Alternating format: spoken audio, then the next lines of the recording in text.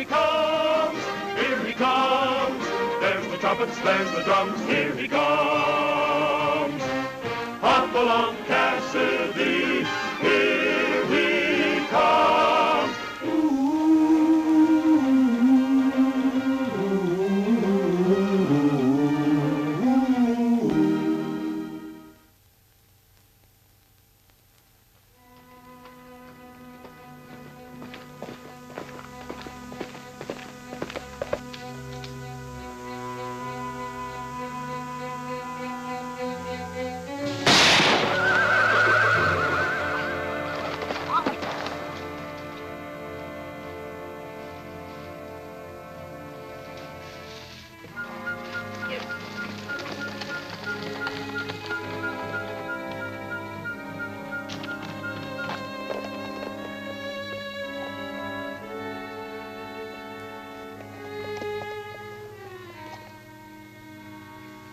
This was no time to chase the killer.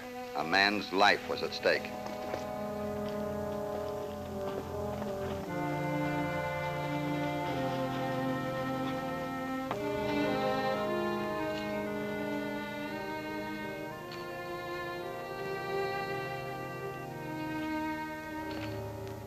The man was badly hurt.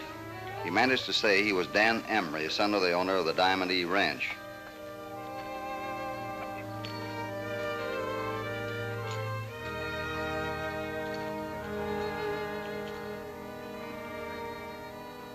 It didn't look as if Emery could last long, but Red volunteered to ride to Rock Bluff to bring a doctor to the Diamond E.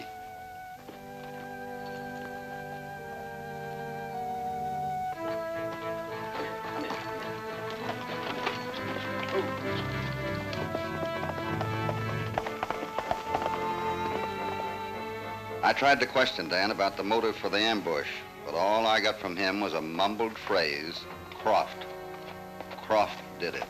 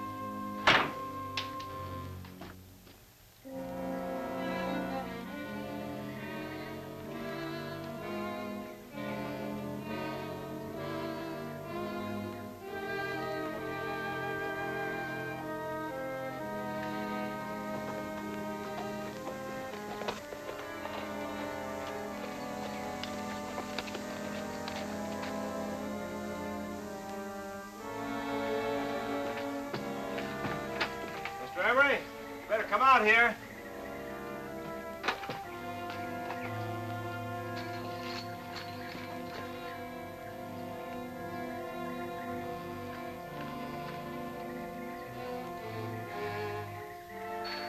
What's happened to my boy? Let's get him into the house. The doctor's on his way. I'll take him for you.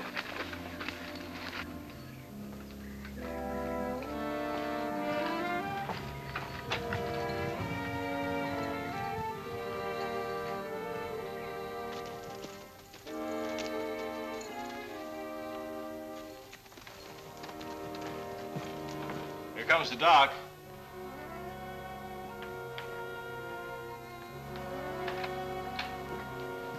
Where's Dan? He's in there. Hoppy in there? Yeah, with Mr. Emery. Who was that you just asked about? Hoppy. Hopalong Cassidy. Kind of out of his territory, isn't he? Well, I wouldn't say that. Anywhere you find Hoppy, that's his territory.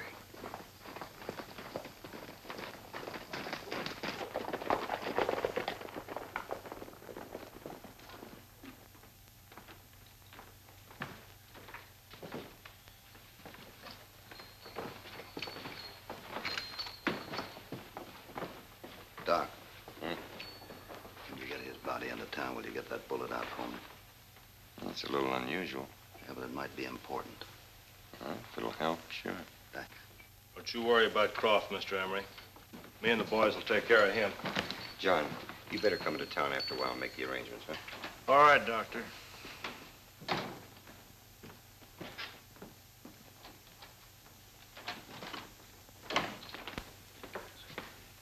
You gentlemen have been a lot of help, and I appreciate it.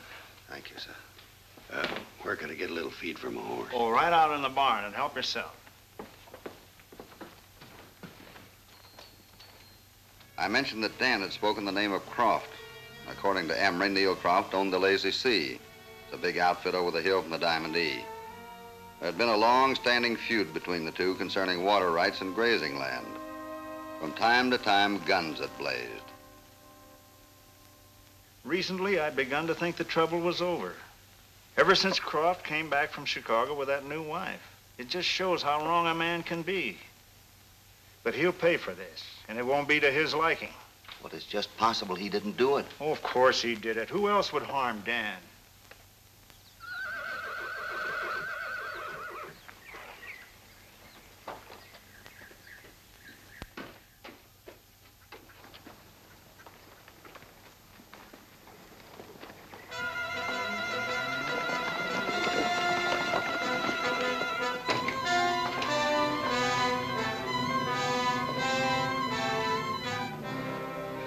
I can understand how you feel about Croft, Mr. Emery. But may I suggest that you think this over before you make any move? That's good advice under the right circumstances, Hoppy, but things have gone too far for that now. Hey, Hoppy, could I see you for a minute? Sure. Excuse me.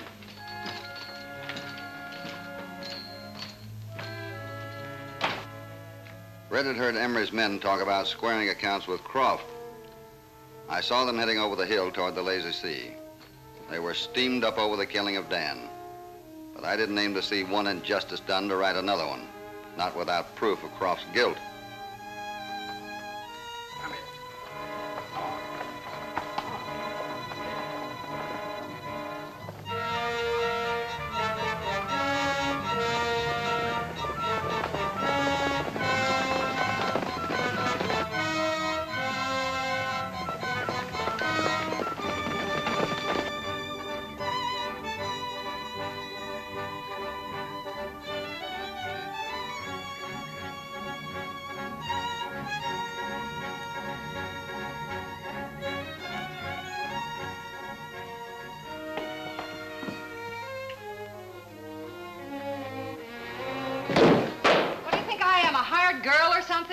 You leave everything where you drop it and expect me to pick it up. I didn't marry you to be a drudge. Oh, stop jawing, Nancy. All I've heard from you in weeks is yap, yap, yap. If you didn't want to sew and cook and keep house, why'd you marry me? I've been trying to figure that out myself. I'm giving just as good as I get. If you think you're any bargain... Oh, shut up. While we're on the subject of bargains, maybe I didn't get one either. I don't think I didn't notice what went on at the dance the other night. You and that Schofield didn't put anything over on me. You're crazy. All we did was dance. I'm warning you, if he don't keep away from me, I'll kill the both of you. Oh, you talk like a maniac. Where are you going now? Out to get some fresh air.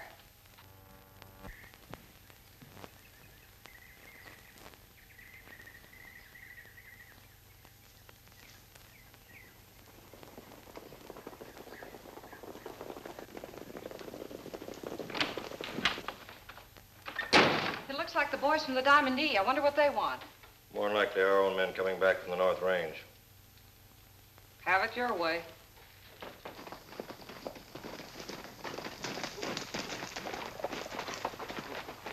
Hey, Croft! Come on out here. It is Emery's men. They've got a lot of nerve coming here. Get off my property, Schofield. I reckon you know what we're here for. I don't know and I don't care. Now clear out. We don't cotton to dry gulching. I don't know what you're talking about, but if you feel lucky, start something. Come on, boys. We're wasting time. Let's get him. I'll kill the first man that steps in this yard. No, Neil, no bloodshed, please. Get out of my way. Get out. Come in.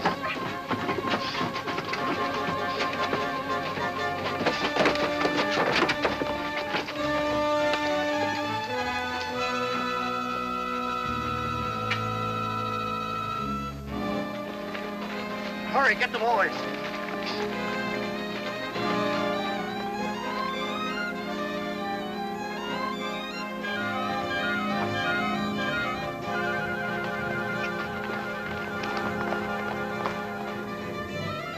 All right, we got a rope around that hay lift. Look at a horse. The shot we heard warned us of trouble at the Lazy Sea. I wondered if Croft were already dead, or if maybe the ornery rancher could gleefully carve another notch in the stock of his rifle.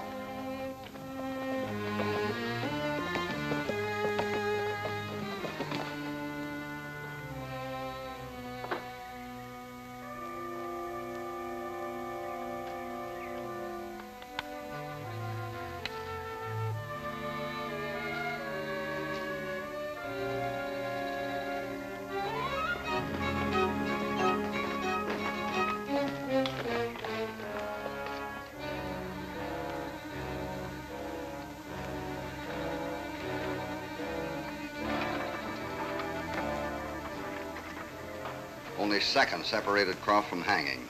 Guilty or innocent, the man was entitled to a fair and impartial trial. Red looked to me for instructions. I hoped my strategy would work. If it didn't, Croft soon would be awfully dead.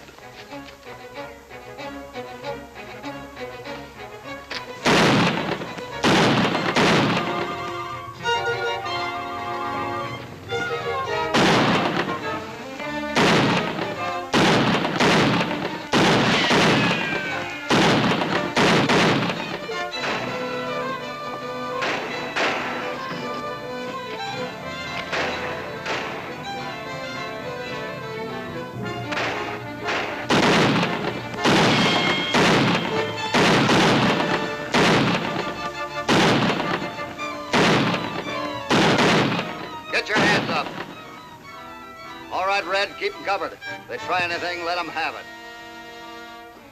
It's going to be more fun than shooting coyotes.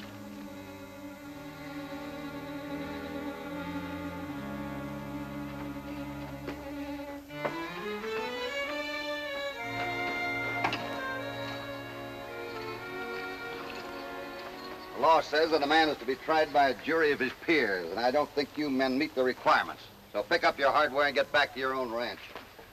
And keep off of this one.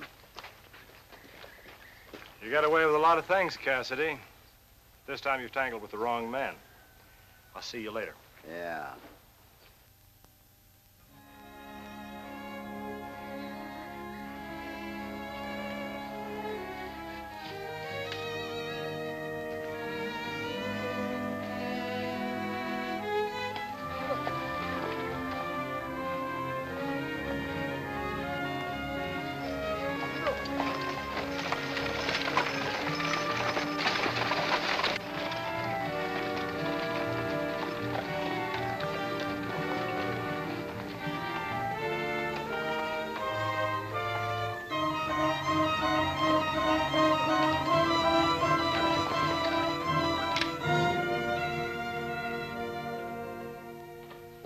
.40 Express, huh? This the only rifle on the place? That's the only one. It's ridiculous, Cassidy. Emery blaming me for killing Dan. Well, from what we hear, he has every reason to suspect you. Like I always say, if you stick your face over a campfire, you'll get smoke in your eyes. Not that I've been weeping for Dan or for Emery either, for that matter. But I haven't had any truck with him since me and Nancy got back from Chicago. Can you prove that? Well, sure, Nancy can tell you as soon as she gets back. Wait here.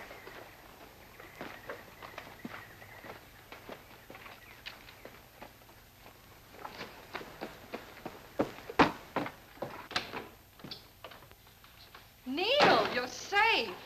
Certainly took you long enough to bring the boys. I forgot they were up on the North Range, and I rode too far up the canyon and had to turn around. Mrs. Croft, your husband says he didn't leave the ranch this morning. Is that true? This morning? Let me think. Oh, you rode into town right after breakfast. Remember, Neil? That was yesterday morning. Oh, so it was. I'm sorry. You'd be a lot sorrier, ma'am, if your husband was convicted of killing young Emery. Under the circumstances, I'll have to take you into Rock Bluff and turn you over to the sheriff. It's for your own protection. I can take care of myself. I think we'd better do it my way. Let's go.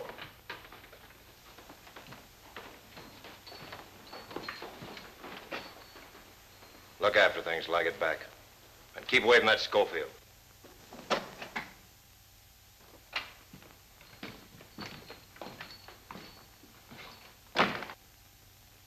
I couldn't convince myself that Croft was the killer.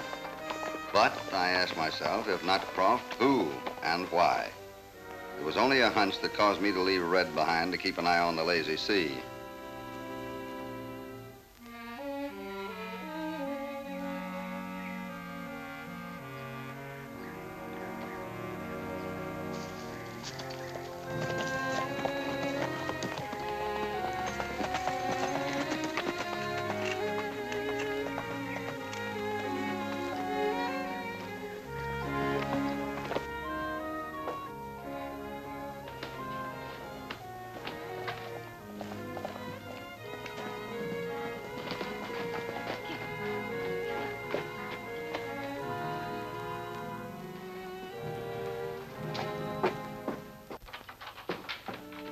I was hoping you'd get here. Oh, Hank.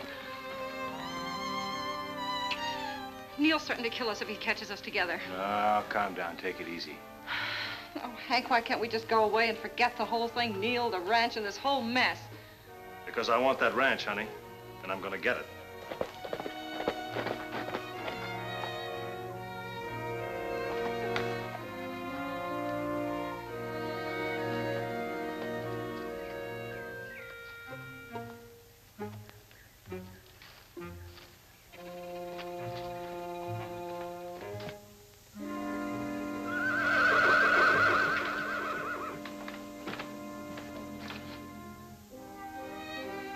That horse belongs to Cassidy's sidekick. But where's he?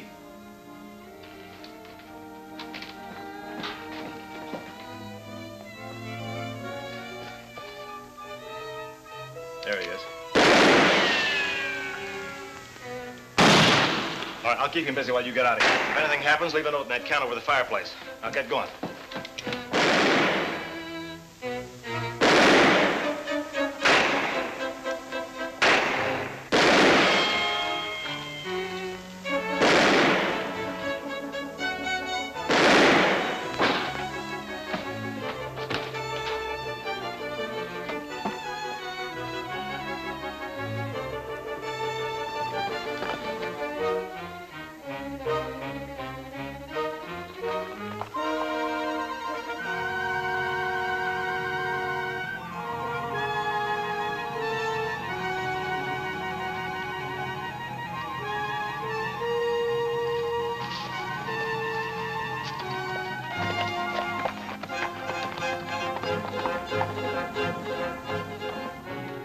See, Doc, this slug from Croft's gun is a 44-40. And this one you removed from young Ember's body is much lighter and smaller.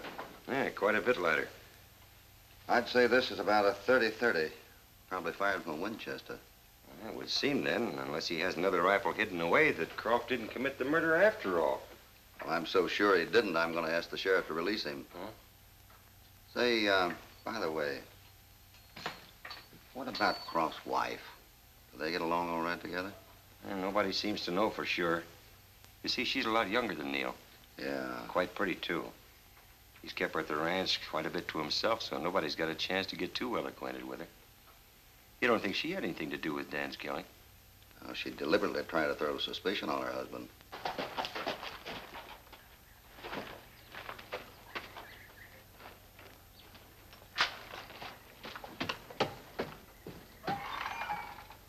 Hey, Hoppy, we better get out to Emery's place right away. Oh, slow down. Start at the beginning. Well, that's where I am beginning. You and Croft hadn't been gone but a few minutes when the old lady rode away into the hills full tilt. What old lady? Well, Croft's, of course. What about her? Well, I followed her to a lion cabin, and she met one of the hands from the Diamond E. The ringleader of that bunch that tried to string Croft up, I think, but I'm not sure. What do you mean you're not sure? Well, I can't say exactly. About that time, I ran into an awful lot of lead. Who was doing the shooting? The man in the lion cabin. The next thing I knew, he lit out for Emery's place. Cabin shooting. We better get out there. Thanks, Doc. Oh, Schofield.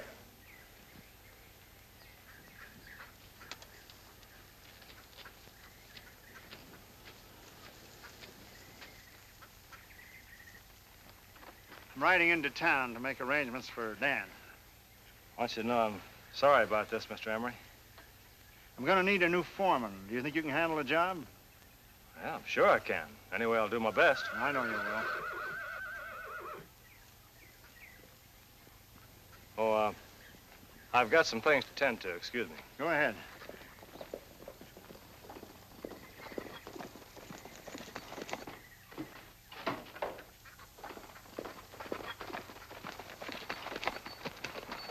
Hi, Mr. Emery. Hello, Mr. Cassidy. I hate to bother you again at a time like this. No bother at all. I need some information. Does anyone here on the ranch own a 30-30 Winchester? 30-30 Winchester? Seems to me Schofield owns a 30-30 Winchester. Schofield? Schofield? Schofield? Schofield? He must be over in the bunkhouse.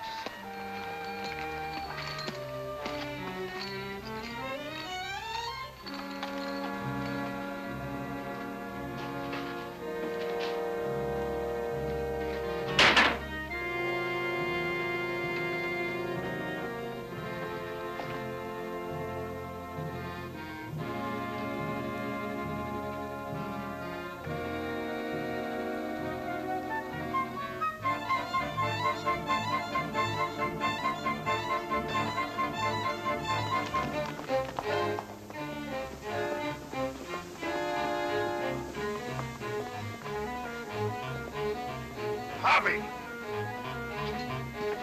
Hoppy! What is it? He's gone again. Looks like he's headed for that line cabin.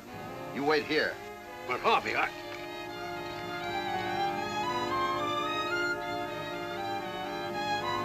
Come on, get out.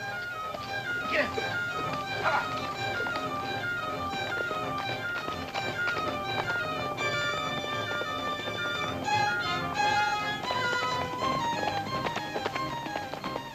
My desire was not to overtake Schofield, but to trail him to his destination.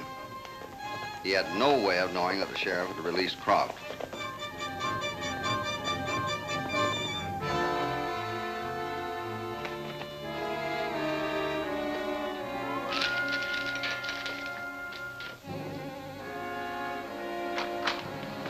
Hank, Neil's home. When Schofield entered the line cabin, I felt sure Red had hit the nail on the head. Schofield and Nancy Croft were having another rendezvous. I felt it could breed unhappiness, maybe even murder.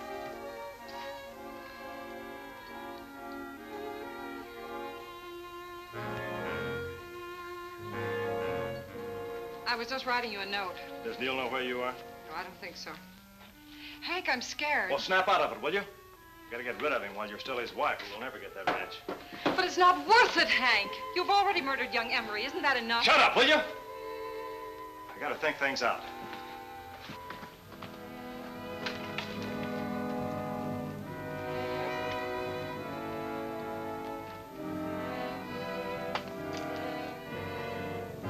Hey, you, Cassidy! That's Neil.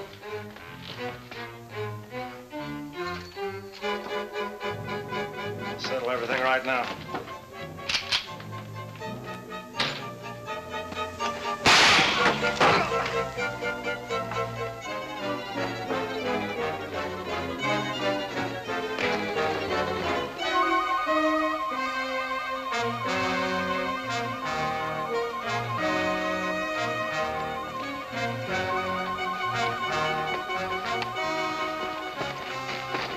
I told you what I'd do if I caught you two together. Oh, no, Neil, no.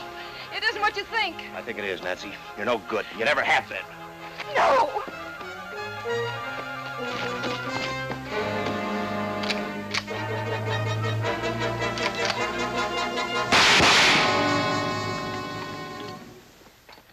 Shooting her to put you in the penitentiary too, Croft. I'm sure with the evidence I have that both she and Schofield will pay the penalty for killing young Emery. You're right, Mr. Cassidy. Thanks. Go get her. Bring her into town.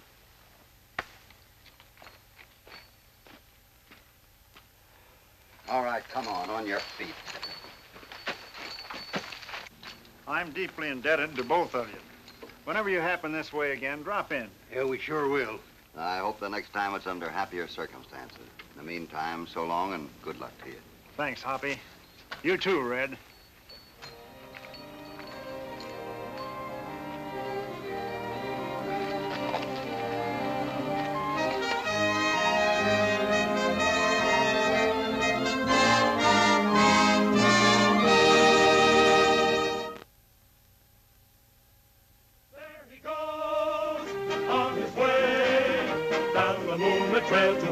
Cowboys race. Hopalong Cassidy, Hopalong Cassidy, he'll return soon again.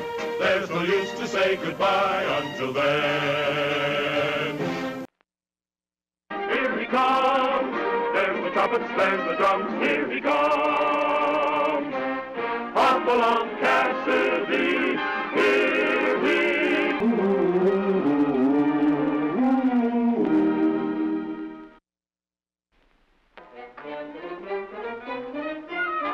First, it had been the Bonanza mine over near Mesa City. They had held that up in broad daylight and got away with more than $20,000 worth of gold.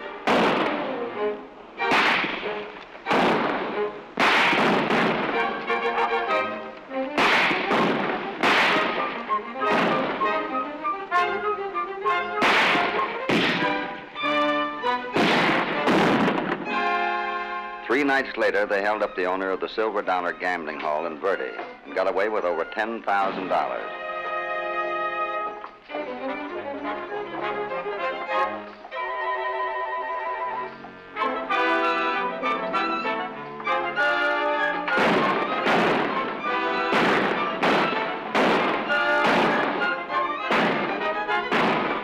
And 4 nights ago, they had hit the bank at Big Rock City for their biggest haul. And it killed the night watchman as well.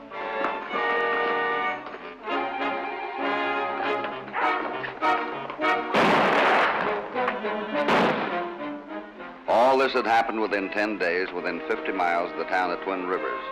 So because there had been Army money stolen from the bank at Big Rock, the government had asked me and my saddle pal, Red Connors, to step in.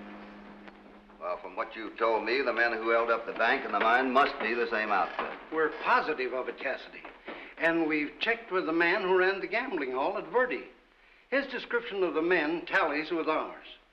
And you say in all 3 cases there was a posse out after the robbers within 10 minutes of the holdup? Yes. They must have left some kind of a trail. They did, a clear one. But each time the posse's lost it. What kind of posse do you call them? You give me and Hoppy any kind of a trail and we'll follow it. I doubt if you could do any better, Red. In each case, the trail of the 3 horses led a few miles out of town. Then the very same thing would happen. The unsaddled horses would be found with the footprints of the men who had ridden them vanishing into thin air. But what about the brands on the horses? Again, the same thing would happen. They were always horses that had been stolen from some nearby ranch. I'm afraid you got your work on this job cut out for you, Cassidy. Yeah, I'm afraid I have. With 50 square miles of territory to cover with a fine-tooth comb and not too good a description of the men to work on.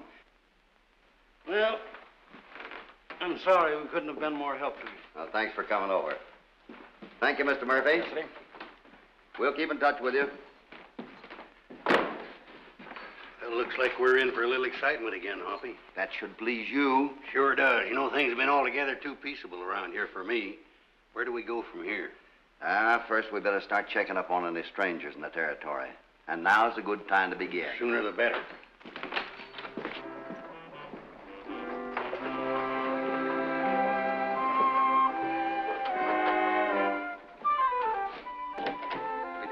Soon enough. What's wrong?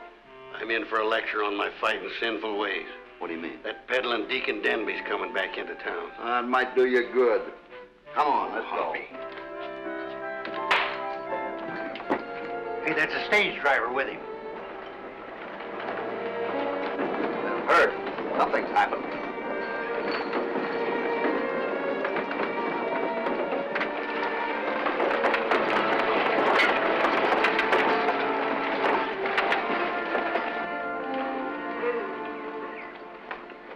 What happened, Morgan?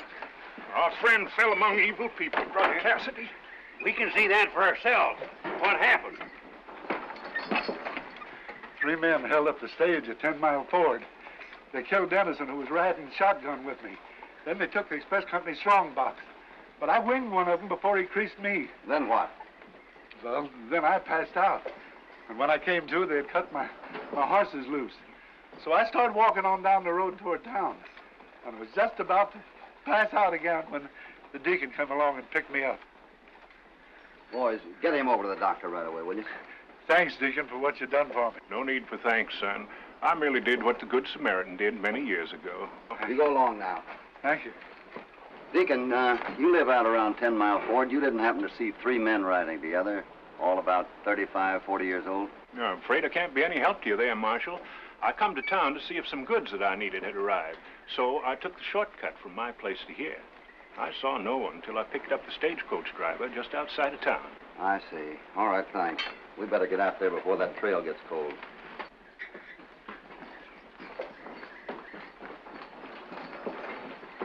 You know, Hoppy, I sort of like that song-singing old coot, even though he does lecture me every time he sees me. Oh, he just does it for your own good. See, you don't think I do wrong, do you? I mean really wrong. Of course not. You just do it the hard way. Oh, there you go again. Oh, cheer up, Red. We may get into trouble yet. Today, maybe? Today, maybe.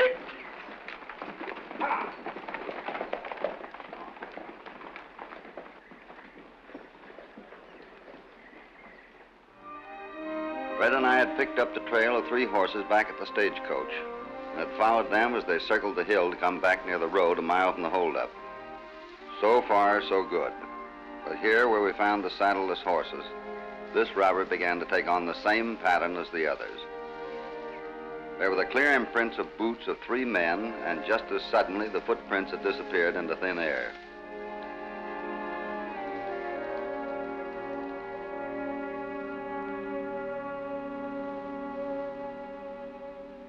But this time, they had left a clue, a blood-stained handkerchief still damp. And another clue, the tracks of a wagon that had stood where the footprints ended. Now I had a clear idea of just how the bandits had gone about the business of throwing pursuers off their trail. Just before their robberies, they had hidden a wagon in some nearby place. After the robberies, they had ridden stolen horses to the wagon and had driven off, leaving no trace. But this time, somebody had slipped up. The right rear wheel had been repaired with a rim plate, and the track of it left a definite trail that was as easy to follow as a signboard. We followed the wheel track across 10 Mile Ford, and it kept leading toward town. Then at the crossroads, we lost it. A train of freight wagons had turned in from a side road, and their wide wheel rims had completely erased the track we were following. Now all I had to do was look for a wagon with a repaired rear wheel, and there were probably dozens like that right in our own neighborhood. Then all of a sudden, a thought struck me. The stage holdup could have a second purpose, to lure the law away from town. After all, the bank in Twin Rivers was one of the richest in the district, and the tracks had been headed that way.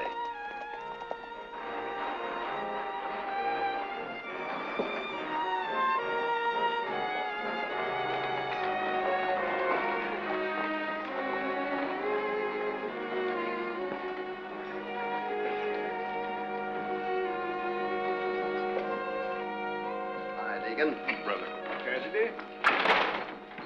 Brother Connors? We just stopped by to see if everything was all right.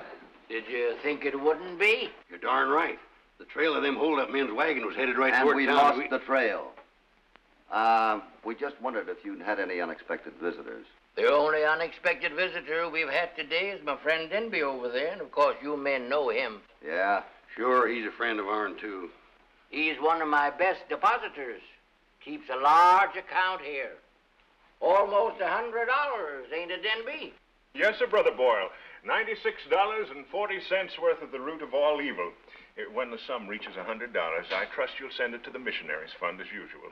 Yeah, I was just having my little joke, Denby. I know what little you do earn goes for a good cause. Well, thank you, brother. I only do what all men should do for each other. And now I must go. I'm leaving early in the morning on another trip, and there's several chores that I must attend to. Oh, Marshal, I'm sorry you weren't successful in your search for the bandits. I should have enjoyed the opportunity to wrestle with Satan for their souls. I'd just like to wrestle with them. Oh, Brother Connors, you were born to be a man of violence. Will you never learn that the meek shall inherit the earth? Well, I know all about that. Them who live by the guns die by the guns thing. You mean those who live by the sword, don't you, Red? Well, swords or guns, it's all the same. Ever try shooting a sword? Well, the only meek ones I ever knew ended up by inheriting only a small plot over a 6x4. And someday, brother, I hope to make you see the light.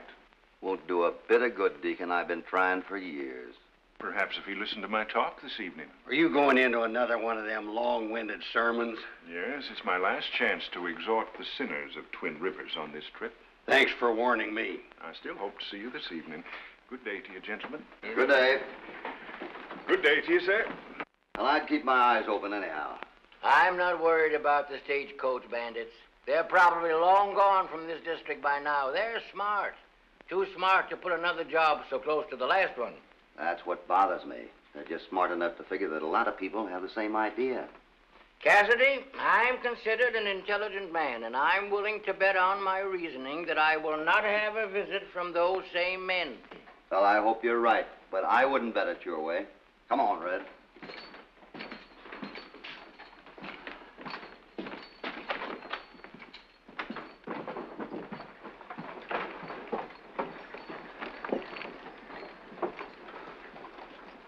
Hey, Red, come here. You see what I see? I don't see nothing. Oh, come here. Take a look at that. Remember seeing it before? But that's the same track. Right smack dab in the middle of the street. Well, my hunch was right. Well, anything's liable to happen now. Let's get back to the office and sweat it out. Where you going? I'll be back in just a minute. I'm going to make a little bet with Mr. Boyle.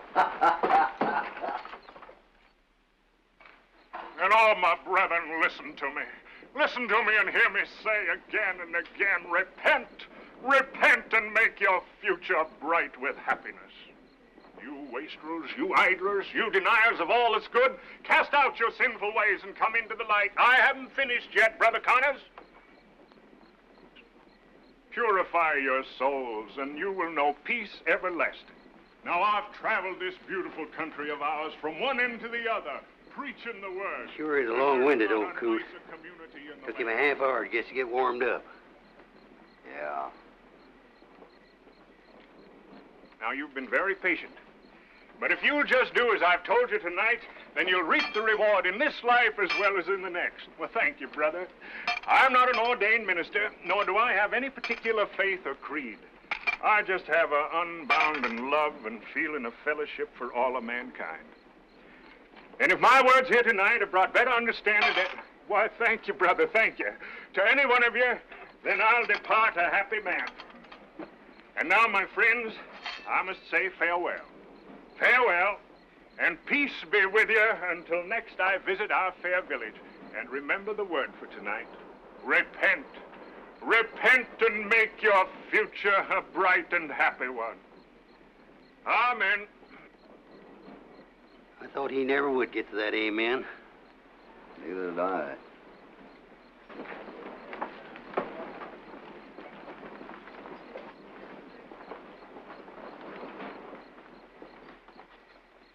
You know, Hoppy, listening to the deacon made me think that maybe he's got the right idea about me after all. How's that? Well, I mean about always looking for trouble and, like you say, doing things the hard way. I wouldn't try reforming all of a sudden. The shock might be too great.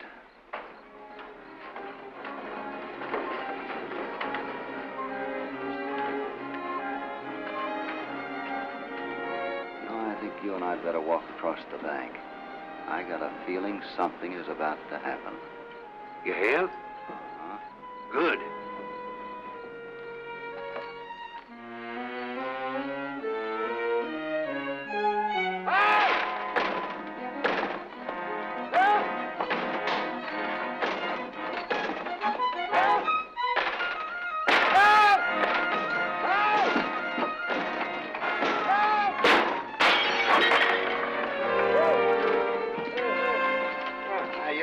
tell me what happened. They came down the alley and broke in the back door.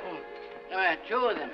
They shoved a gun in my face and made me open the safe. I finally managed to roll to the front door. How long ago was this? Oh, almost an hour ago. Did they get much? Well, they cleaned out the safe. Thousands of dollars worth. I won't know exactly how much that I've gone over the books.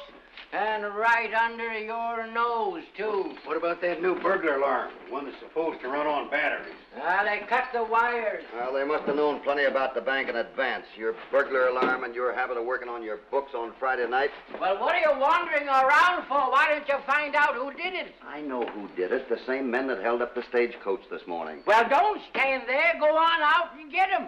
Looking for them in the dark would be like looking for a needle in a haystack. We'll go at them the first thing in the morning. A fine officer of the law you are. First you go to sleep on the job and let him clean me out, then you give him half the night to make a getaway. If I was you, I'd turn in my badge. Now, you listen to me, you fat-headed little numbskull. Hoppy told you what was what this afternoon. If you'd listened to him, we'd have been staked out in the back. But, oh, no, you were too smart. They wouldn't think of coming here. Why, you... That's enough, Red. Now, that's all right, Hoppy. I guess Red's right. I do owe you an apology. You save your apology until I bring in the bandits. We better get a couple of hours' sleep. We'll have to start out early. Now, you relax a little. We'll catch up with them. All right, Hoppy.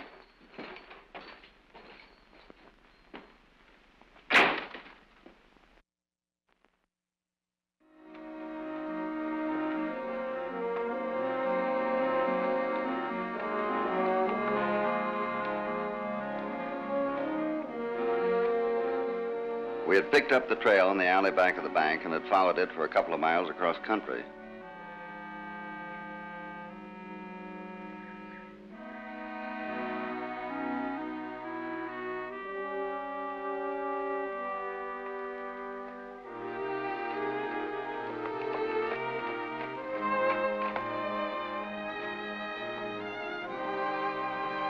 The trail was leading us to a little used road that led to the old Benson homestead a few miles out of town.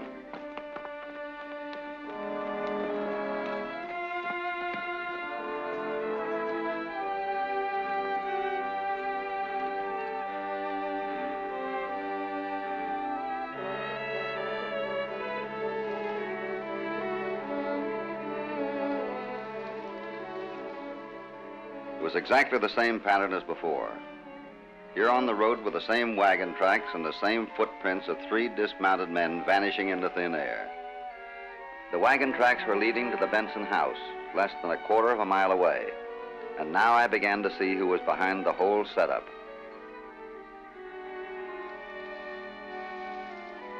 Just ahead, I knew I'd find the 3 bandits and the man who had driven the wagon, the mastermind. And the 4th man was... Put up your hands, Cassidy. My gun's in the middle of Red's back, so don't touch yours. Don't move, Hoppy. They got you covered from every side. Gil, keep Cassidy covered so Steve can get his guns.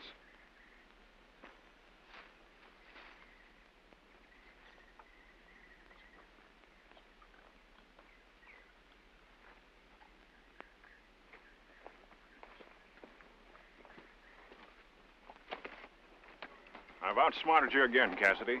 When your stupid friend here said you followed the tracks of my wagon, I decided not to underestimate your intelligence.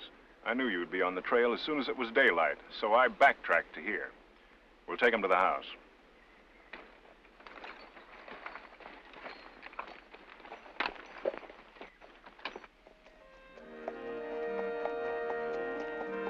Denby was smart, all right. He had made a down payment on this place when he had first come into the Twin Rivers district 6 months ago.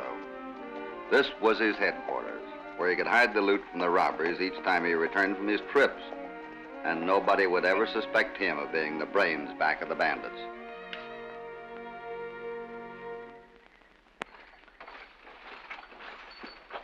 Hold it. Get the wagon, back it up the door.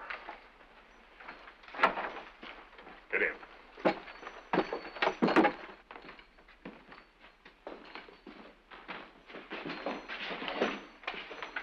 You and Red sit down there, back to back. Tie him up. No, don't use that rope. Here, use this buckskin thong. These will look real good on you, Deacon.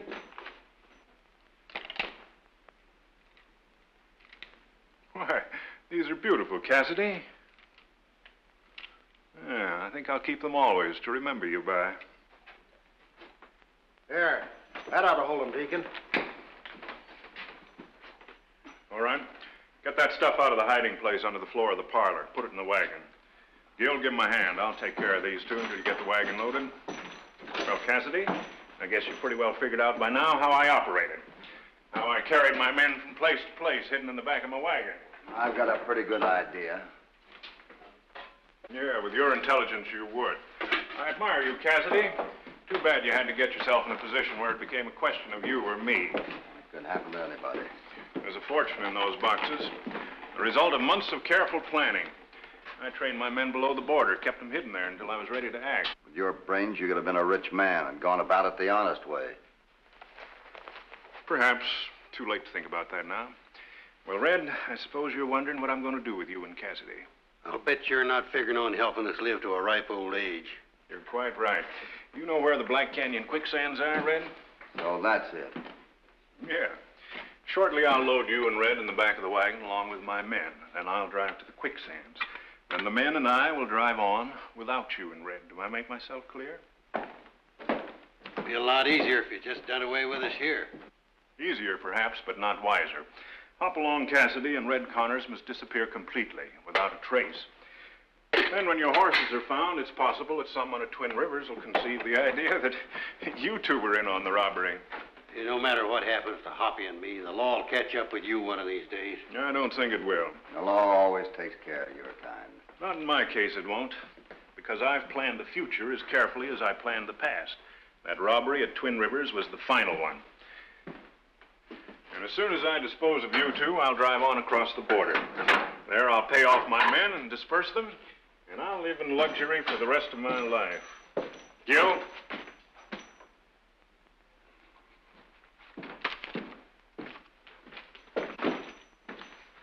That's the last of the boxes, Deacon. I'll be with you as soon as I get my personal belongings. I'm sure no one will recognize me as the man who was once known as the peddling deacon.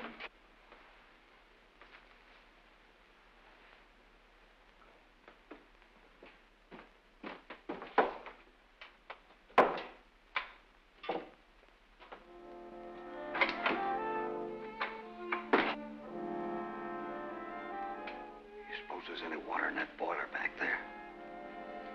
I ain't thirsty. Rawhide stretches when it's wet. Oh.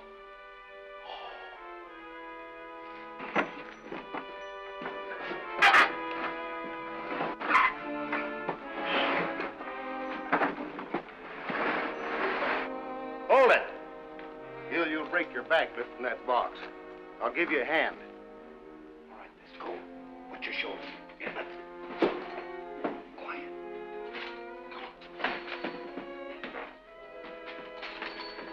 Not so tight. There.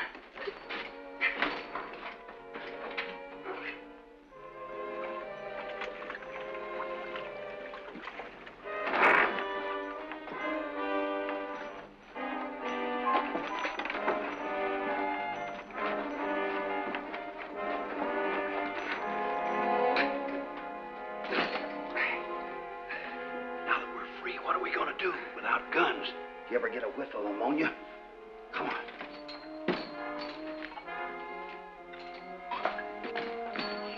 Don't make a move till I tell you.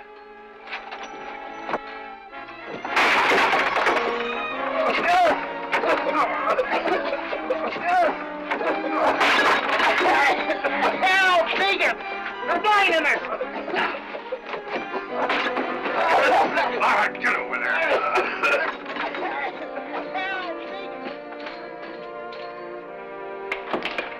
What's going on here?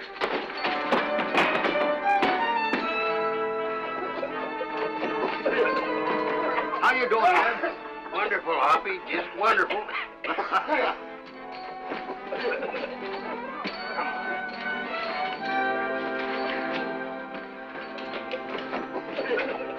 All right, right, you polecats. On your feet and back in that wagon. We're going to jail. Wait a minute.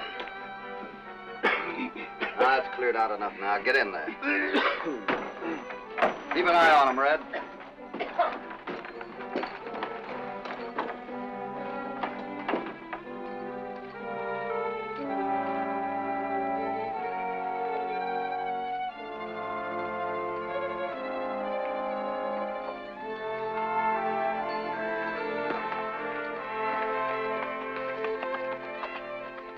All right, Red, you've always wanted to be a mule skinner. Get up there and get at it.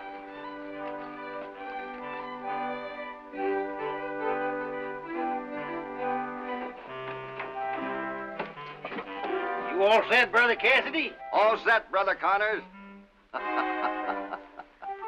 There'll be a weeping and a wailing and a gnashing of teeth, especially that weeping and wailing. Come on, mules, I got a bet to collect in town.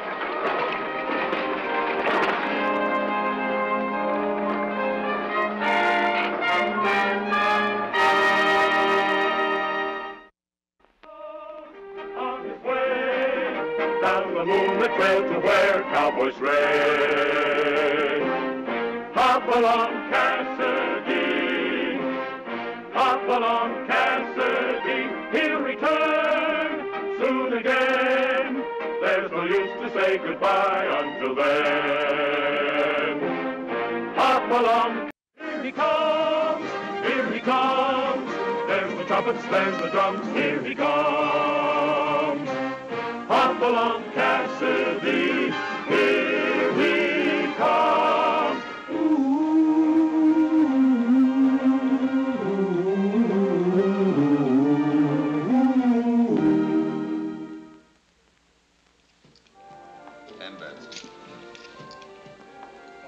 It had all begun a week ago in the Twin Rivers Bar and Gambling Hall. Dick Lewis, owner of the place, was sitting in a high-stakes game. Luck, as usual, was running with Lewis. When one of the other players discovered that there was a marked deck in the game. In our part of the West, that always called for quick and decisive action. And a moment later, Lewis lay dead, a bullet in his heart from the gun of Sam Coates. Before the day was over, the coroner's jury brought in the expected verdict, justifiable homicide. That was the story Red and I heard when we returned from El Paso, where I'd been taking care of some business for the Cattlemen's Association. Ordinarily, the verdict of the coroner's jury would have ended the story if it hadn't been for Tom Lewis, the son of the dead man. Hi, Tommy. Hello, Hoppy. Hello, Red. Hi. Hoppy, I've been waiting for you to get back. Can I talk to you in private? You sure can. Come on into the office. Excuse us, Judge.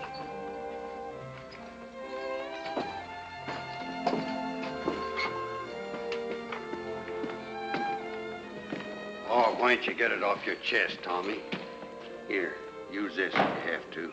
Thanks, Red, but I've done all the bawling I'm going to.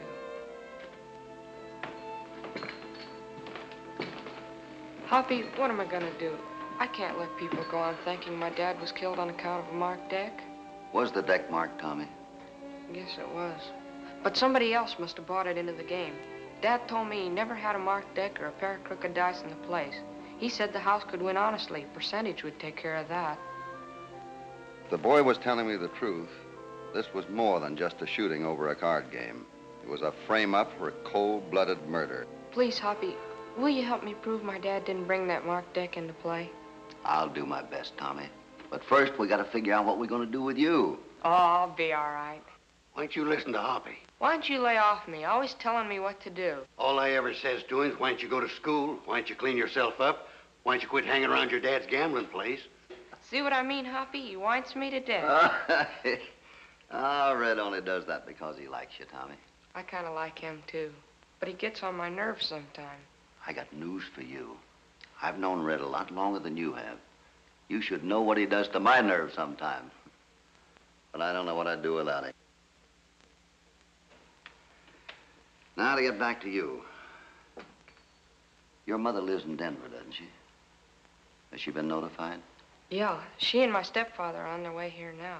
I'll be a ward of the court until they get here. Well, that takes care of that. Now, Tommy, you knew your dad better than anybody else. Did he ever tell you that he had enemies? Someone that might want to get even with him about something? Only maybe a couple of sore losers. Or Jack Gardner. Jack Gardner? You mean your father's cashier? Yeah, he was always yelping about not getting a big enough share of the profits. He was, huh? Well, we have to start someplace. I'll go over and have a little talk with Mr. Gardner. Wait a minute. You stay here with Tommy. Oh, Hoppy.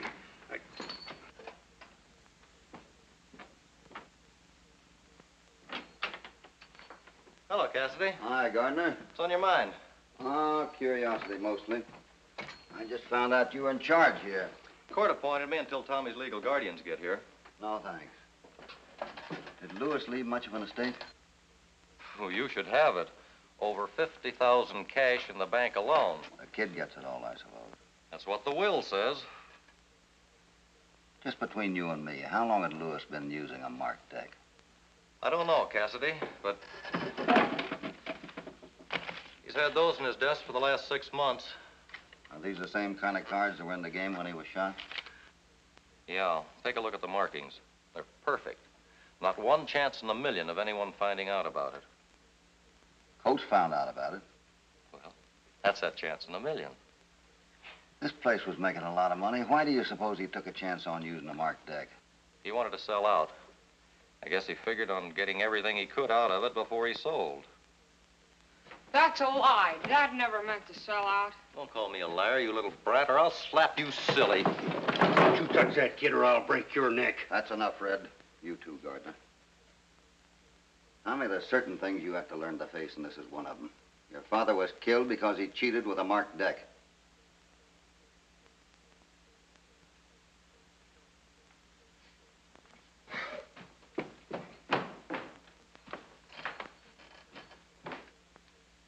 Sorry I was hasty. Guess it must be pretty tough on the kid having to admit his father was a cheat. Ah, you'll get over it in time. I guess so. Well, anything else I can tell you? No, you heard what I told the kid. That's my final word on the subject. As far as I'm concerned, the book is closed. See you later.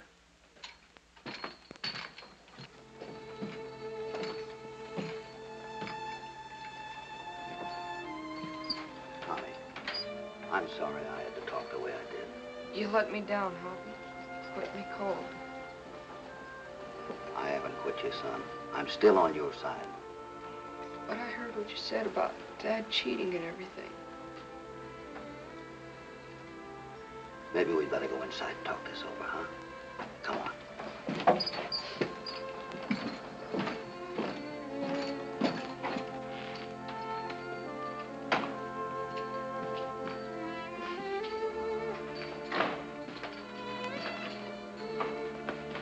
Tommy, would you come here a minute, please?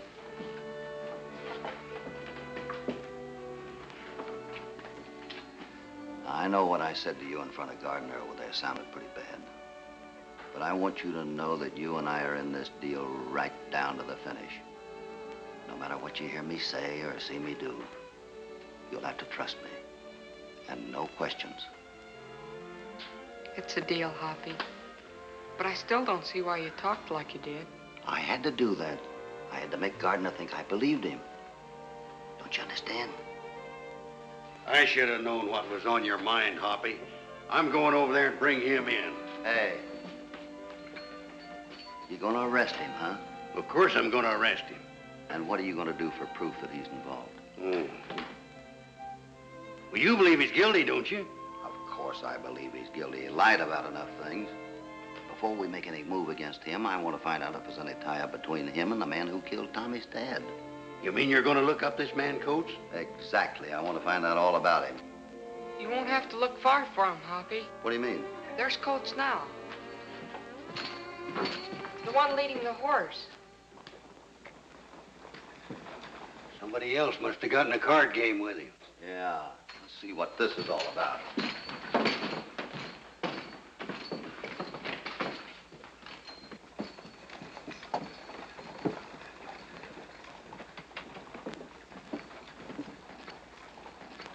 This man is hurt. Where is there a doctor? Right across the street here. The doc is out of town, Hoppy. He is? Bring him over to my office.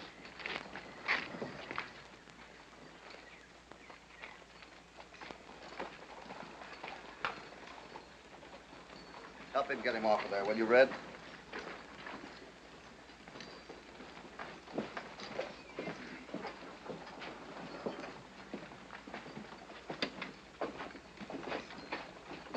What happened to this man? His buckboard ran away. I was riding along the road when I first saw the runaway. I tried to stop the horses, but they got away from me and ran off the road and over the cliff. The woman with him was dead when I got down to them. Where did this happen? On the cliff road, a couple of miles out of town. He'll be coming out of it in a minute. You any idea who he is? Never saw him before in my life. I've only been around here a couple of weeks. Your name's Coates, isn't it? Mm-hmm. My name's Cassidy. Yes, I know. You're the law around here. I represent what law there is in Twin Rivers. You figuring on starting something over that shooting last week? Well, not at all. I'm satisfied with the coroner's verdict. I might have done the same thing you did if somebody rang in a marked deck on me. If I can help you any more with him, I'll be glad to. Oh, no, that's all right. We can handle him. Thanks. Right.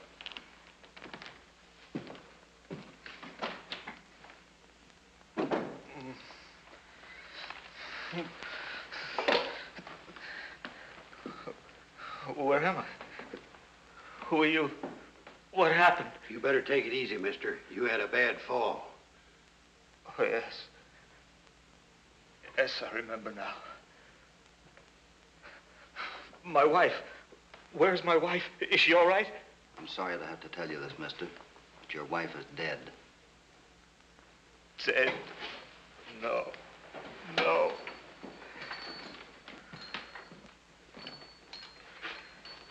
She'd been so happy.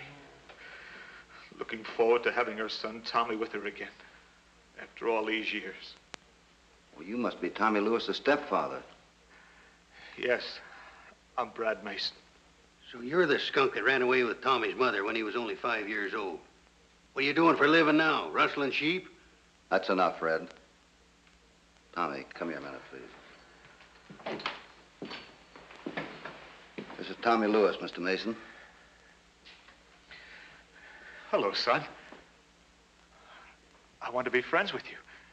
I'm going to try to make up for everything you've lost. I don't want any part of you. But, Tommy, now that your mother is gone, I'll be your legal guardian. I know of a wonderful school in Denver. You'll be happy there. I still don't want anything except to see my dad cleared. Hoppy, you won't let him take me with him, will you? It might be best for you. Remember our agreement.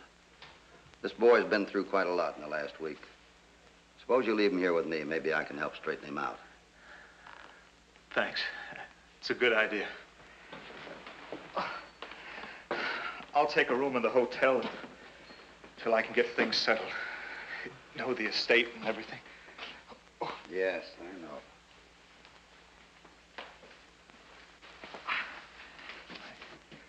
Oh, is there someone here who can take care of my wife's body? I'll see that it's done. Thanks. I'll talk with you later. Right.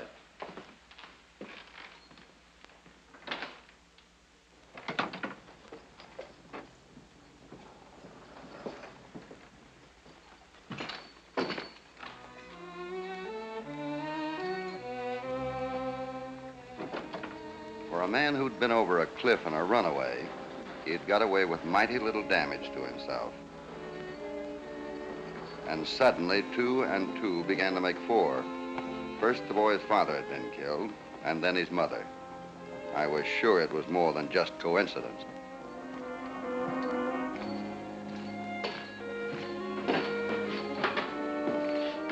I'm going out where that accident happened. You stay here with Tommy.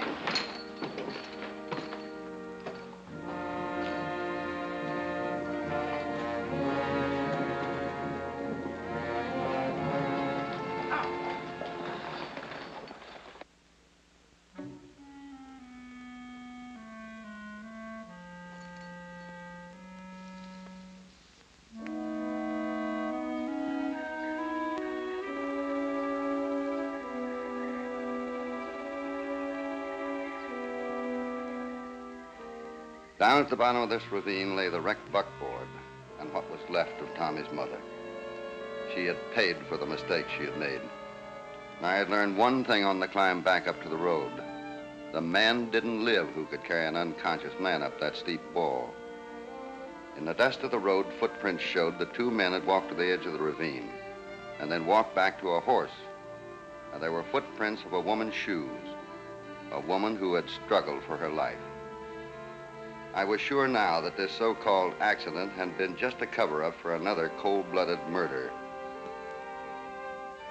And I was just as sure that Coates was tied in with Tommy's stepfather. Now, if I could find evidence that would tie them in with Gardner, the law would be able to put ropes around the necks of all three.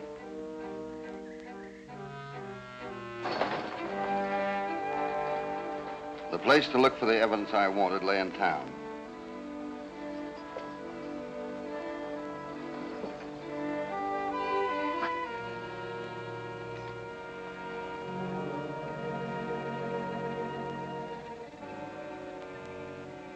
I made sure that Coates was out of the way, for purely on a hunch, I wanted to have a look at his room in the hotel.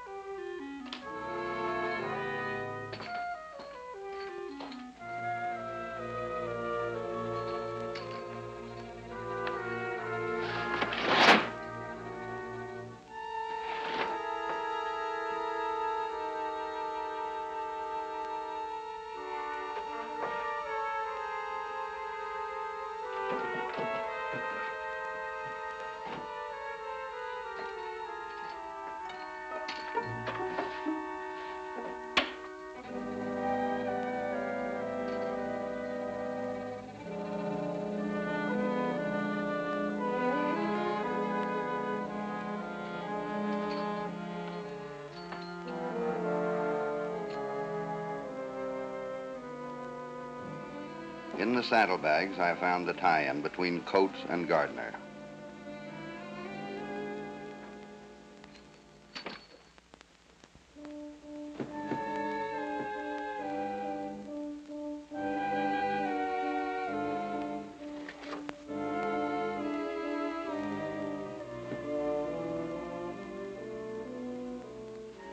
The cards I had found were identical with the decks used in Dick Lewis's gambling hall.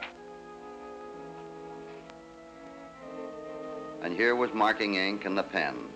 Now I could see how Gardner was able to get the marked cards into the game when Lewis was shot. But the evidence that tied the three killers together was a letter postmarked Denver to Coates.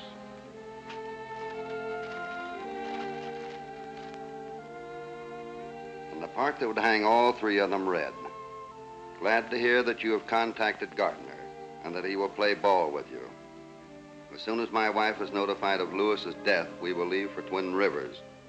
The rest is up to you." And it was signed, Brad Mason.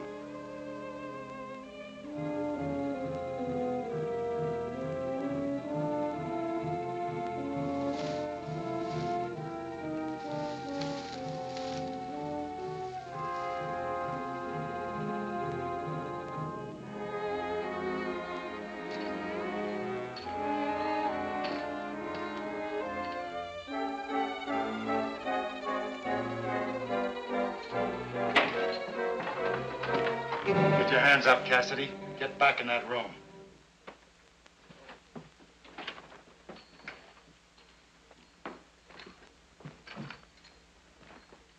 Hold it. Get your hands high, Cassidy.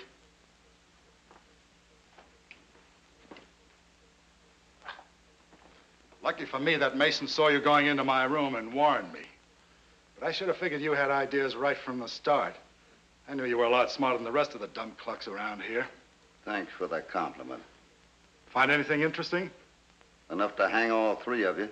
You mean if you had lived long enough, but you won't. You see, I surprised a prowler in my room, and I killed him before I found out he was Hopalong Cassidy. You won't always get the breaks. Yes, we will. Plenty more. Before this day is over, Mason and I will be on our way back to Denver. with a bank draft for $50,000. And Gardner will own the gambling hall. A fair deal all around, wouldn't you say? And what happens to Tommy Lewis? That's not my affair. It's up to Mason to take care of his stepson. I can imagine what that'd be. Oh, well, nobody lives forever. And that includes you, Cassidy.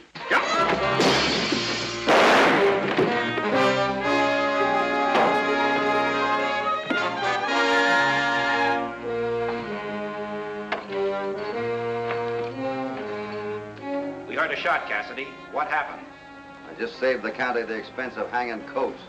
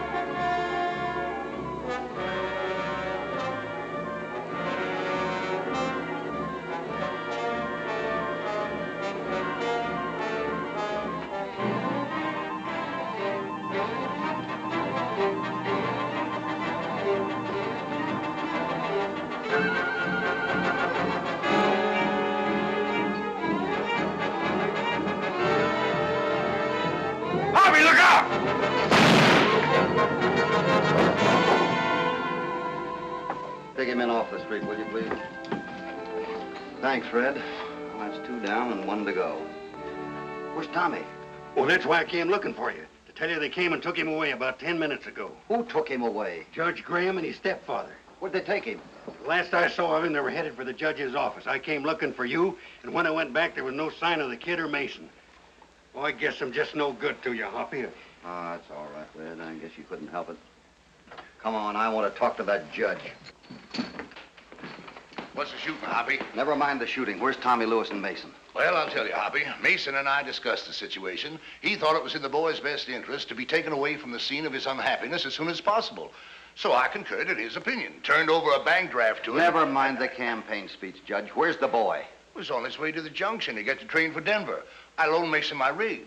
Something wrong? Not much. You probably just signed that boy's death warrant. Come on, Red.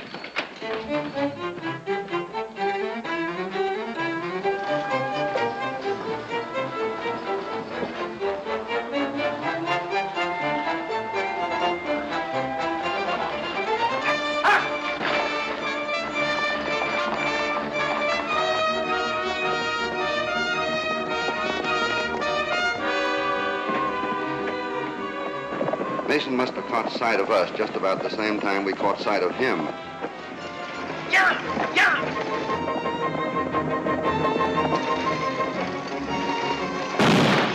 We didn't dare shoot back at Mason. We couldn't risk hitting Tommy on that swaying buckboard ahead.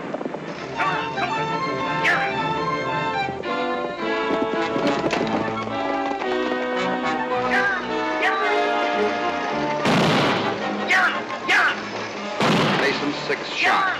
His gun was empty. Now we could chance it. Pull up!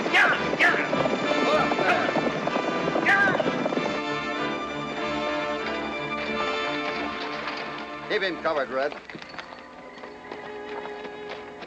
Gee, Hoppy, I'm glad you're here.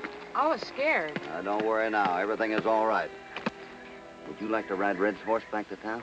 Sure. Thanks, Hoppy. Red, you drive the buckboard.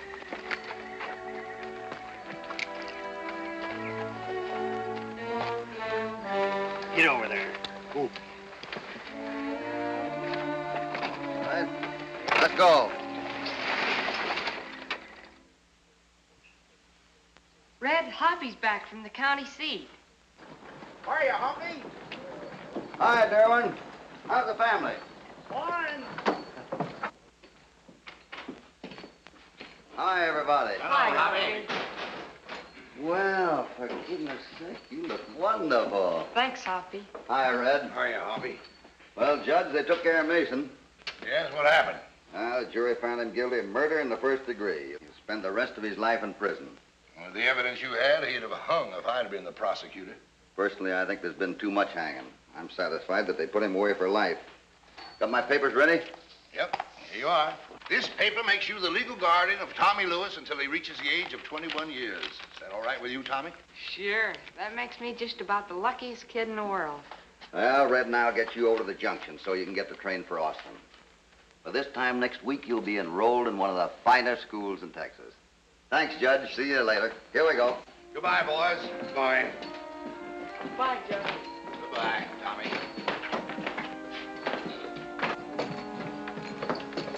Gee, Hoppy, I know you're doing what's best for me, but I hate to leave you and Red. I don't know what's the matter with you, Tommy. Here you got a chance to get an education and be a big doctor or a lawyer or something. I don't want to be a big doctor or lawyer or something. I'd rather stay here and be just like you. Oh, not that, Tommy, not that. Come on, I better get you on that train. Up you go. There you are.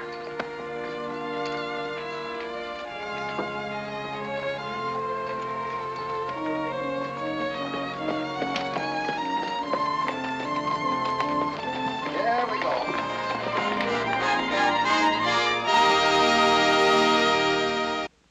There he goes on his way down the moonlit trail to where cowboys race.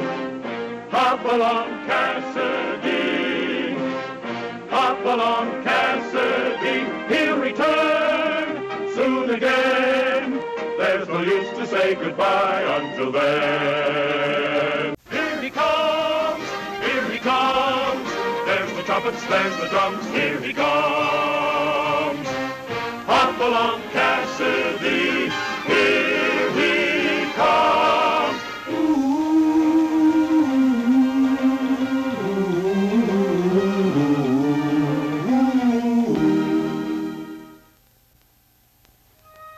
An odd series of circumstances happened recently. They began one morning when Red Connors, my partner, and I rode out to locate some stray cattle. Sometime during the night, they had wandered away from our ranch, the Bar 20. We spotted them in a draw, and being in a hurry, we split up.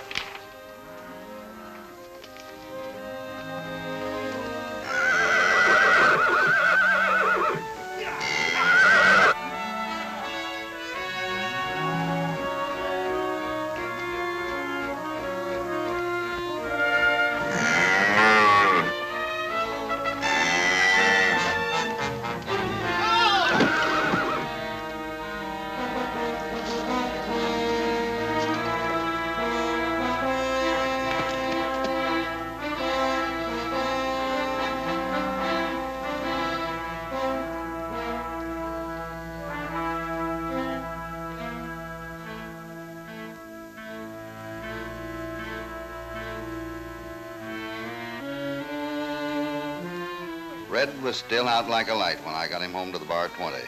Sent one of the men to Twin Rivers to bring the doctor. I realized that even a slight concussion can be dangerous, and being plenty fond of Red, I had reason to worry.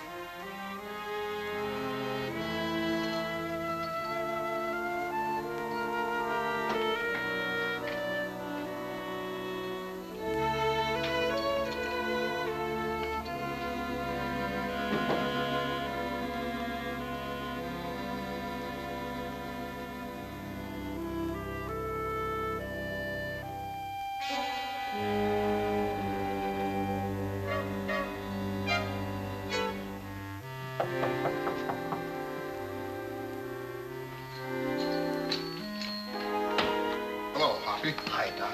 What's this I hear about Red? It's been pretty badly hurt, I guess. Well, I'd like to wash my hands first before I examine him. Go right in the kitchen now. There's a basin.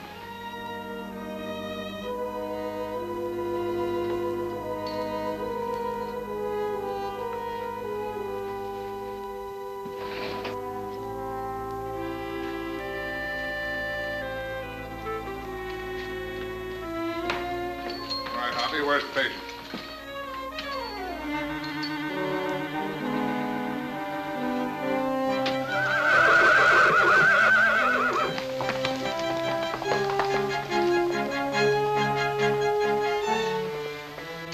He's gone.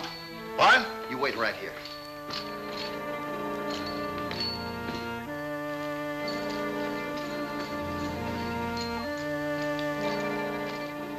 According to Gus, the ranch hand, Red had dashed out and headed into the hills. But when after 24 hours, Red failed to return to the bar 20, I decided to find him.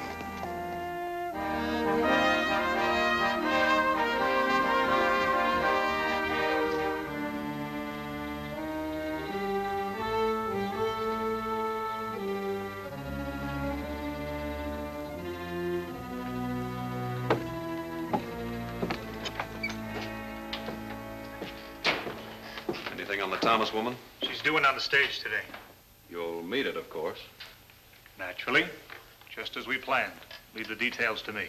Well, I can't help worrying a bit, knowing how important it is to us to get control of this mine. It looks like that vein of copper runs straight through from here to my property. It's to our mutual advantage to operate the two under one management. But we're blocked until you obtain full title. I got Thomas out of the way for opposing it. I can do the same for his sister. Yeah, that explosion was a Lulu. Very neat. Well, he wouldn't listen to me. You know what an obstinate cuss Judd was. I was just his partner. But his sister Noreena's supposed to be the same way. Then it'll be her hard luck.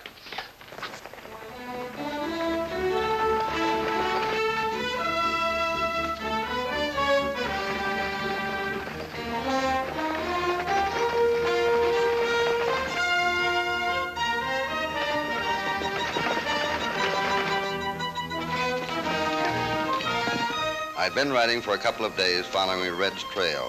It led across 2 counties and into a third.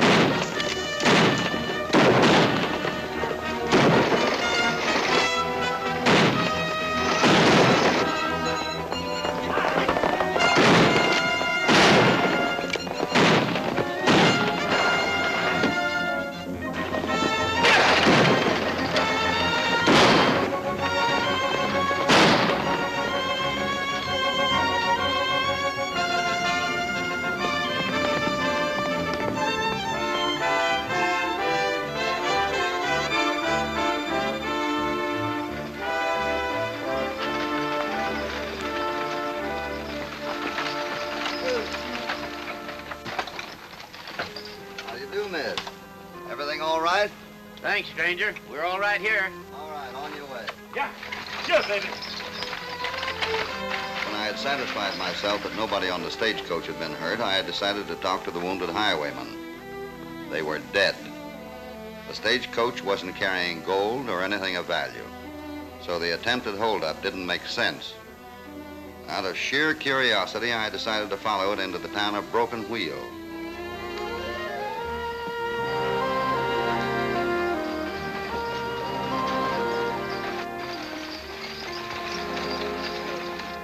Well, howdy, howdy, folks, howdy.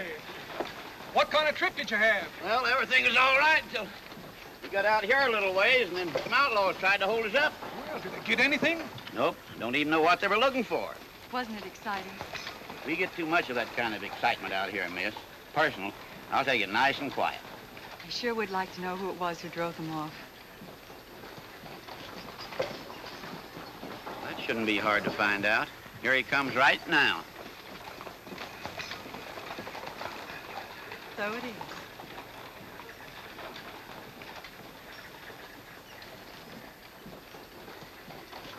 Thanks, mister, for helping us out. Glad to help. Say, ain't you Hopalong Cassidy? That's right. Well, sure, Hoppy, I should have known. You were magnificent. I've heard of things like this happening in the West, but I never expected to witness them. This your first trip out here? Yes, I came out to claim my late brother's estate. A copper mine. Say, you must be Miss Thomas, Judd's sister. Yes. Judd and me were mighty good friends. We were sorry about him being killed in that explosion. It was a terrible shock to me. I want to thank you again for saving our lives, Mr. Cassidy. I'd be pleased to have you call. Thank you very much. I might do that, miss. What are you doing down this neck of the woods, Hoppy? I'm looking for my sidekick. Red Connors? Yeah. You haven't seen him around here, have you? Nope. Ask the sheriff. He knows if anybody does. That's just where I was heading. See you later.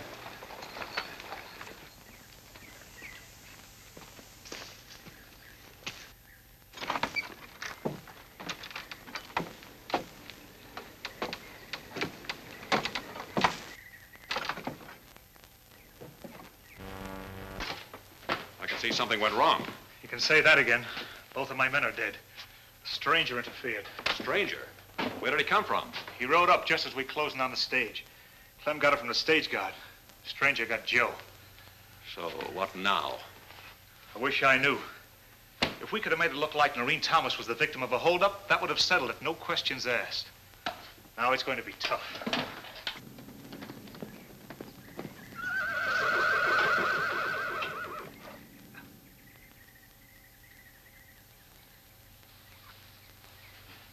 It's a good idea for us to be seen together. Get in there.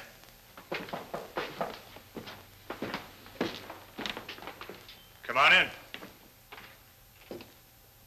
Buenos dias, senor. What do you want? Allow me.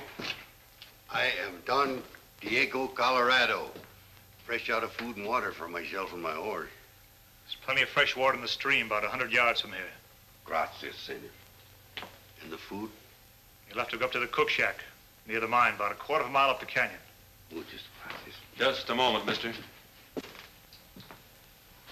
You don't look or talk like any Spanish Don to me. But I assure you I come from a long line of Dons, original settlers of the West. See, once all this land belonged to my ancestors. Yeah? Well, you go up to the mine like I told you. Hold on. Make yourself comfortable for a moment, Senor Colorado. I'd like to talk to you in the other room, Roger. If you'll excuse us, senor.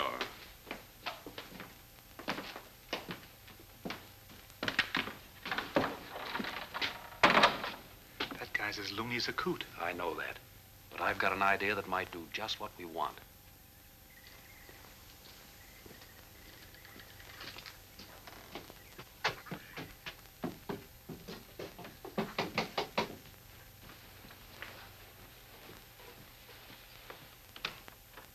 Hello, Mr. Endicott. Sorry to disturb you, Miss Thomas, but something important has come up. I figured since we're partners in the mine, you ought to know about it. This is Don Diego Colorado. At your service, senorita. How do you do? Won't you sit down? Thank you. You were saying, Mr. Endicott. As I explained to you the other day, since your brother died, our mine has been operating on a losing basis. Personally, I feel if we could get an offer that we ought to sell out. And Mr. Colorado wants to make such an offer? Oh, no, senorita. I have no money. Besides, why should I buy what already belongs to me? What already belongs to you, but I thought... That's why I brought Don Diego Colorado to you. He showed up a couple of days ago and claimed to own all the land around here. A friend of mine investigated and dug up this.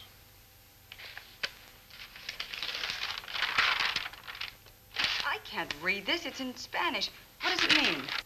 That piece of parchment says the Colorado family got a grant of land from the King of Spain. Oh, that's ridiculous. That's what I tried to tell him. But if he should decide to sue and get a court injunction, he could tie up operations for years, maybe. See, even months. I don't know what this nonsense is about, but I'm not giving up the Copper Queen.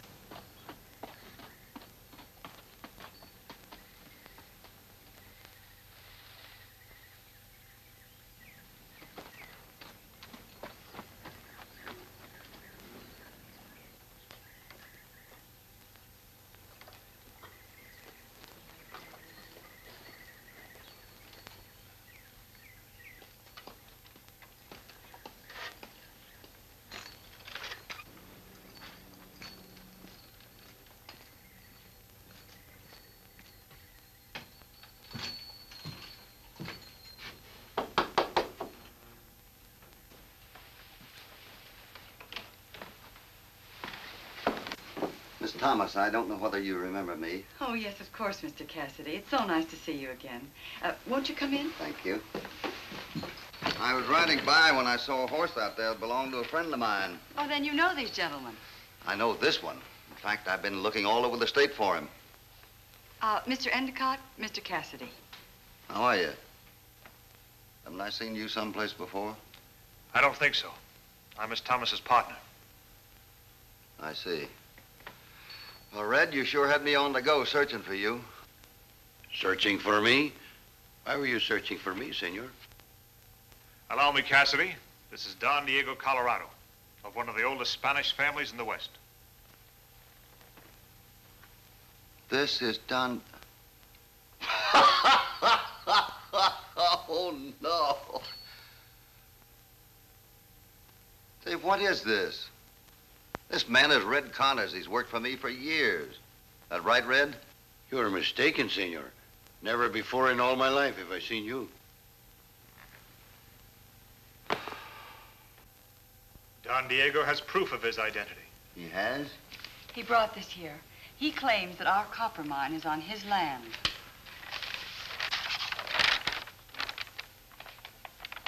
He brought this? Yes.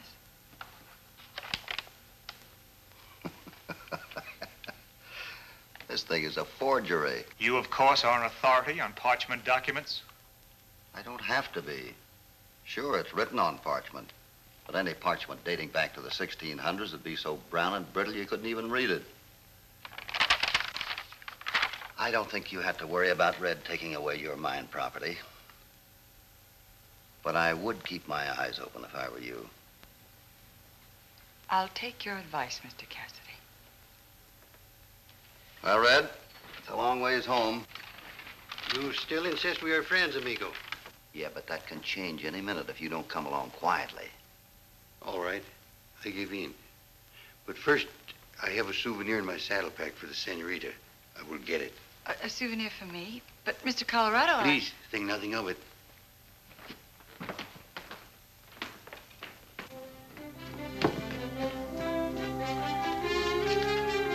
Let's take another look at this.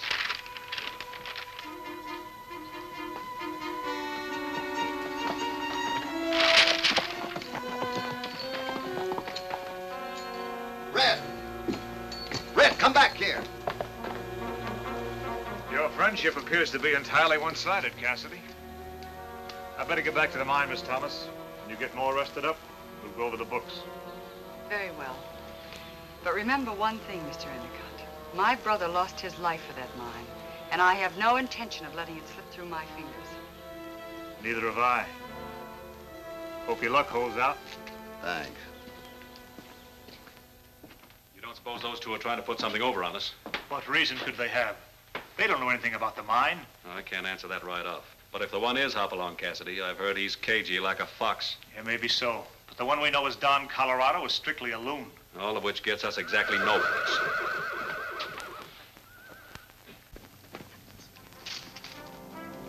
It's him again. Cassidy? No, Red. You know Colorado. I'll run him off. No, don't. I have a better idea. One that'll work.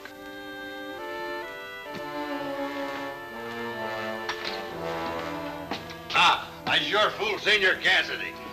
Yeah, you should.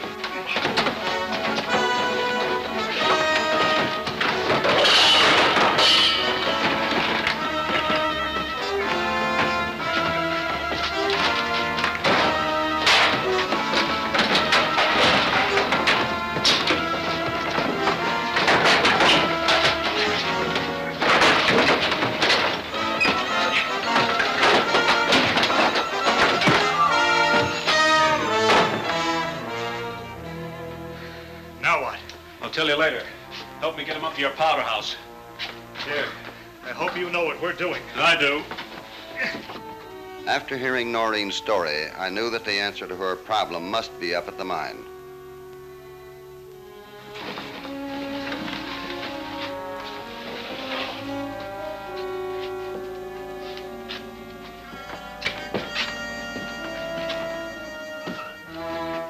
I still don't get it. All right, let me put it this way. We've got Red, or Don Colorado, or whatever he wants to call himself, right? Go on. All right, so we keep him under lock and key until we get rid of the girl. Then we turn him loose and let him take the rap for the murder. So what's our first move? As soon as we get back to your office, I'll go after the girl. To bring her here? No. You'll be waiting on the Goose River Trail.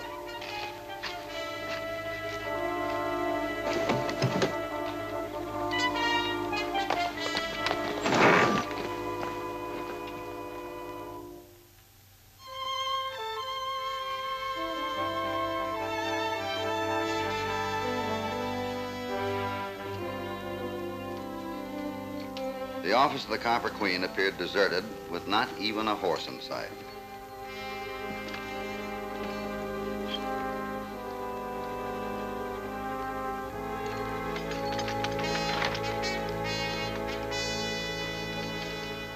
I saw evidence of a struggle, but had no idea concerning the reason nor the people involved.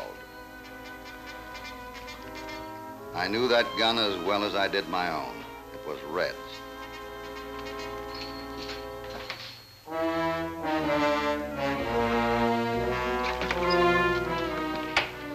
Hello, Cassidy. Still looking for your bosom pal, I see. I think I've found him. At least I know he's been here. Where is he, Endicott? Don't ask me. You saw him the last time I did. And if I remember rightly, he was trying to get away from you. He's been here since then. This is how I know. All right, he came here and showed us some ridiculous land grant. And when we laughed at his claim to our mines, he made a play for his gun, so we took it away from him. Who are you? My name's Hobart. Not that it's any of your business. I've got to get over to the mine. I'll see you again in a couple of days. Yeah, do that. I wish I could help you locate your friend, Cassidy. In his mental state, he could do something mighty bad and never know it. It's dangerous for him to be on the loose. It really is. Yeah.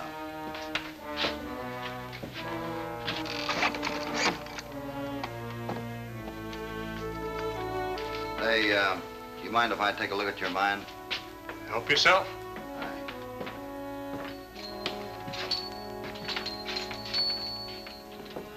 It was nice of you to ride all the way into town to get me.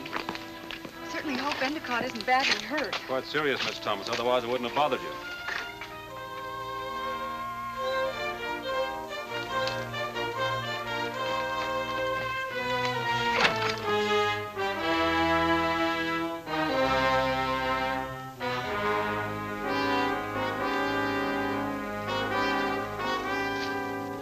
By a strange coincidence, for the second time that day, I spotted Red's horse.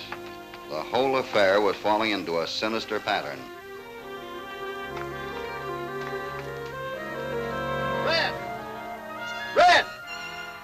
Hoppy! Hoppy, get me out of here! It's Red, I'm in the powder house. Hurry up and get me out of here. You all right? What's taking you so long?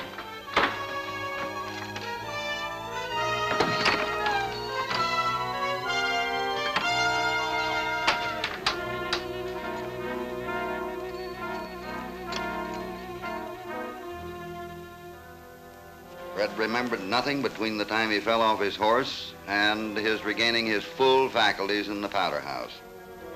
He thought I was making up the tale about Don Diego, Colorado. About the only concrete evidence was a very sore head. In the excitement of escape, Red almost forgot a detail of extreme importance, the plan of Hobart and Endicott to murder Noreen Thomas. Red had no idea who any of the people were or why the murder was to be done. Fortunately, he did remember the killing was to take place on the Goose River Trail. I knew a shortcut to that rugged location. I had come from there earlier in the day.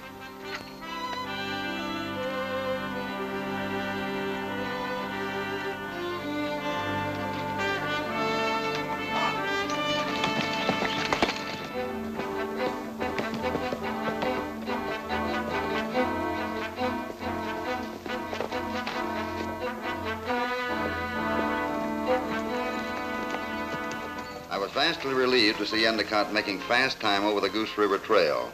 If we could overtake him before he met Hobart and Noreen, there was hope for the girl. Without knowing the details, Red understood the danger. Seconds became a lifetime.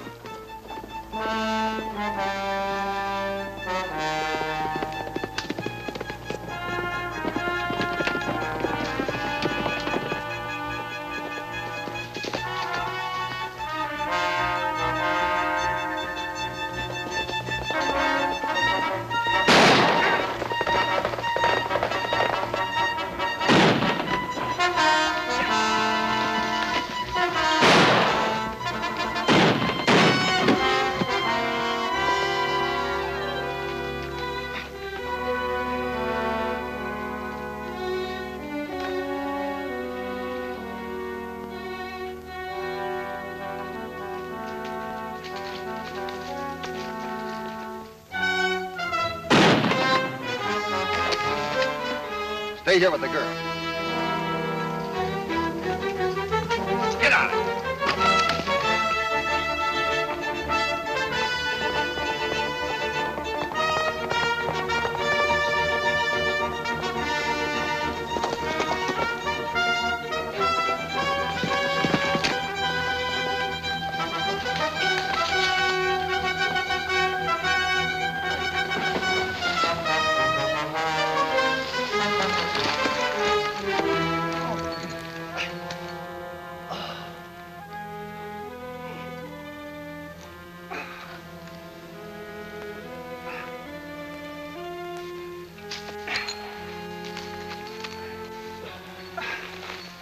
Get on your feet. You still want that Spanish grant, Don Diego, Colorado? I haven't remembered. Oh, Miss Thomas, what would an Irishman named Connors do with a Spanish grant? You never can tell, Red. We'll be heading for Mexico pretty soon. There might be a dark-eyed senorita. All I want is to get back to the Bar 20 and sleep for about 2 weeks. Goodbye, miss. Bye, Red. Goodbye. I had hoped you'd stick around. I'm going to need a man to run the mine. Oh, I think you'll find plenty of men that can handle that. What about you? No, I'm afraid not. I don't know what I'd do without Topper back here, and I'm sure he can't use a pick and shovel. Goodbye. Goodbye.